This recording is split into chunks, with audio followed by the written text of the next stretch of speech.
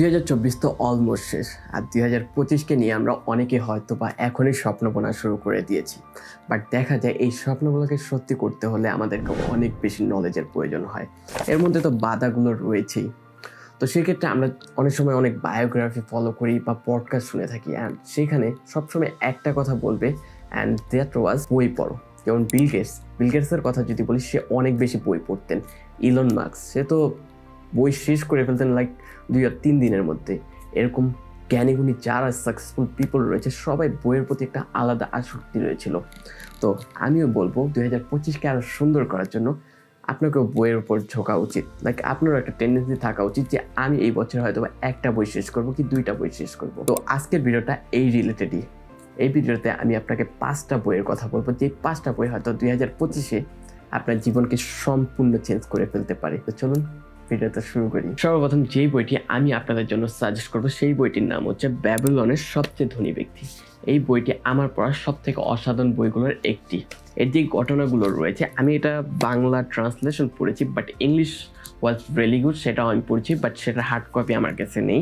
So এটা দিয়ে আমি দেখাচ্ছি। এইখানে একটা অসাধারণ কথা বলেছে। বইটির মেনলি ফোকাস অন সঞ্চয়, হুইচ ইজ সেভিংস। সো এখানে বলা হয়েছে যে আপনি যখন লাইক যিনি সব থেকে ধনী ব্যক্তি তার কথা বলতেছি। সো ফর ইনস্ট্যান্স, তিনি তার সন্তানকে বলেছে, তুমি যখন কিছু একটা ইনকাম করো, সেখান থেকে 10% তুমি সেভ করো। অ্যান্ড যখন এই 10% করে সেভ করতে করতে তোমার কাছে একটা punch amount of money collect হয়ে যাবে, মানে জমা হয়ে যাবে, তখন সেই টাকাটা দিয়ে হয়তোবা তুমি কোথাও ব্যবসা শুরু করতে পারো, নয়তো বা ইনভেস্ট করতে পারো। And like it is a great knowledgeable thing I get when I was in my 80s. Apply on me also this thing. Like আমি যখন কোনো কিছু ইনকাম করি, তখন আমি ট্রাই করি কিছু একটা অংশ সেখান থেকে সেভ করে আলাদাভাবে রেখে দেওয়ার জন্য। But whole process was really difficult when we are in our 20s. Like আমরা যখন আমাদের কাছে টাকা আছে, তখন খালি কুড়মুড় করে কখন টাকাটা ভাঙবো।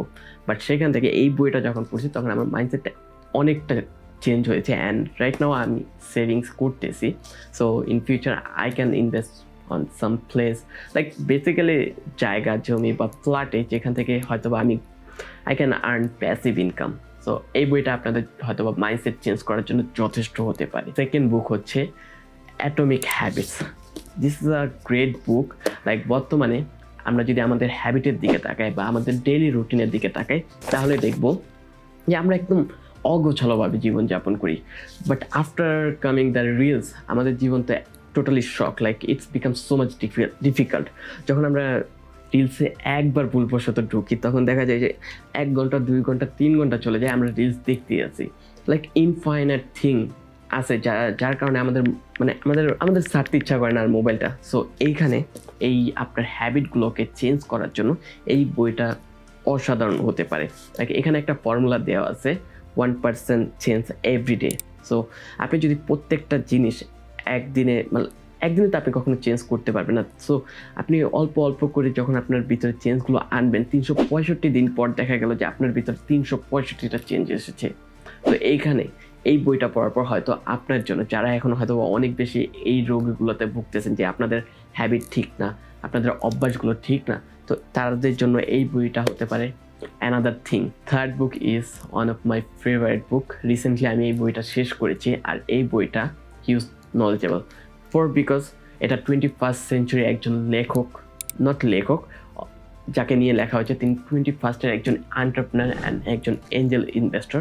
তার বইয়ের একটা রিভিউ আমার চ্যানেলে রয়েছে, সামারি, আপনার চ্যানেলে সেটা দেখতে পারেন। বইটার নাম হচ্ছে দ্য আলমানাক অফ নাভাল রাভিকান্ত। নাভাল রাভিকান্ত লোকটা খুবই অসাধারণ। তার কথা যদি আমি শুরু করি, শেষ করতে লাইক পুরো ডে নাইট চলে যাবে। সো আমি সেখানে বলবো, তার সামারিটা দিব সিম্পলি। সেটা হচ্ছে একদম দিল্লি থেকে, একদম পুর একটা ফ্যামিলি থেকে উঠে এসে রাইট নাও হিউজ সাকসেসফুল একজন মানুষ। আর তার টুইটার ওয়াল তো on kind of a dictionary. So আপনি যদি একবার ঢুকেন, খালি দেখবেন যে জ্ঞানে গুণে কথাবার্তা। আপনি একবার ডাইভ দিলে আপনি হয়তো আর বের হতে যাবেন না। টুইটারটা যারা ফলো করে, তারা তাদের জীবনে হয়তো বা অসাধারণ কিছু করবে সামনে। তো এই বইটা আমি থার্ড লিস্টে রাখবো আপনাদের জন্য। আপনারা এই বইটা অবশ্যই পড়বেন, এটা রেকমেন্ডেড। এটা আপনার পড়তেই হবে, জীবনে একবার হলে এই বইটা পড়তে হবে। আপনার whole mindset will change. Fourth one it is for a marketer আর কন্টেন্ট ক্রিয়েশন যারা করে তাদের জন্য সেরা হতে পারে। লাইক বিজনেস পারপাস, যারা বিজনেস নিয়ে অনেক ঘাটাঘাটি করে তাদের জন্য সেটা হচ্ছে স্টোরি বিল্ডিং। এটা হচ্ছে ডোনাল্ড মিলারের লেখা সব থেকে সেরা বই, এটা টপ সেলার বই ছিল। এই বইটার মধ্যে কিছু আলাদা বার্তা রয়েছে on kind of communication skill. আপনি আপনার কমিউনিকেশন স্কিল এটার মাধ্যমে ইমপ্রুভ করতে পারবেন। রাইট নাও যে আমি ইউটিউব ভিডিও তৈরি করতেছি, I also gain motivation from this book. Like কীভাবে একটা স্টোরি তুলে ধরতে হয়। লাইক আপনি যখন কোনো কিছু বিক্রি করতে যাবেন না, যদি আপনি সেই প্রোডাক্টের সাথে না একটা গল্প লাগিয়ে দিতে পারেন, then it will work a lot more than before. So আপনাকে অবশ্যই কোনো কিছু করতে হলে সেটার পিছে একটা ব্যাকগ্রাউন্ড তৈরি করতে হবে, সেটার পিছে একটা গল্প লাগাতে হবে। স্যার রিয়েল লাইফ ঘটনা, তো এটসির একটা ঘটনা, সেখানে একটা প্রোডাক্ট বিক্রি করা হচ্ছিল। প্রোডাক্টটা লাইক র্যান্ডম থিং, যা আমরা হয়তো বা ফ্রিতেও নিব না, পাথর বিক্রি করা হচ্ছিল। তো পাথরটার পিছে একটা ব্যাকগ্রাউন্ড, একটা স্টোরি জয়েন করে দেওয়া হয়, অ্যান্ড উইদাউট আ মান্থ আর 2 মান্থ দ্য পাথর become top selling product in Etsy. So আপনি যদি খুব এস্টাবলিশভাবে আর এফিসিয়েন্ট ওয়েতে আপনার স্টোরিটা মানুষের সামনে প্রেজেন্ট করতে পারেন, then it will work like a blast. Okay, আর last not the least, 5 number book, এটা বলা যায় একটা বই বা বাঞ্চ অফ বুক। সো এইখানে আমি আপনাদেরকে, এটা একটু হাস্যকর হতে পারে, সেটা হচ্ছে IELTS book, IELTS 11 to IELTS 19। এটা সাজেস্ট করার কারণ হচ্ছে শুধুমাত্র একটা, ইংলিশ আমরা সবাই জানি এটা হচ্ছে একটা international language, and if you learn English then it will open lots of new opportunity for you. Like আপনি ফ্রিল্যান্সিং করতে পারবেন, আপনি বাইরের মানুষের সাথে কমিউনিকেশন করতে পারবেন, আপনি লটস অফ থিংস যেগুলো আপনি করতে পারবেন। আপনি যদি লাইক অনস লাইফ আপনি এই জিনিসটা করতে পারেন। আপনি যখন আপনার আর্লি 20s রয়েছেন, আপনি হায়ার স্টাডির জন্য IELTS করেন বা না করেন, আপনি অ্যাব্রড যেতে চান বা না চান, it's totally up to you. But আমি আপনাকে সাজেস্ট করবো, আপনি আপনার হাতে যদি সময় থাকে অ্যান্ড আপনার হাতে যদি এনাফ মানি থাকে, আপনি IELTS এক্সামের প্রিপারেশন নেন অ্যান্ড লাইফে একবার হলেও IELTS পরীক্ষাটা দেন। এতে দেখা যাবে আপনার ভিতরে অনেক বেশি কনফিডেন্স তৈরি হচ্ছে। আপনি এখন যেরকম মানুষের সামনে কথা বলতে ভয় পাচ্ছেন, but after the IELTS I can assure you আপনি ভয় পাবেন না, আপনার ভিতরে আলাদা একটা কনফিডেন্স ফিল হবে।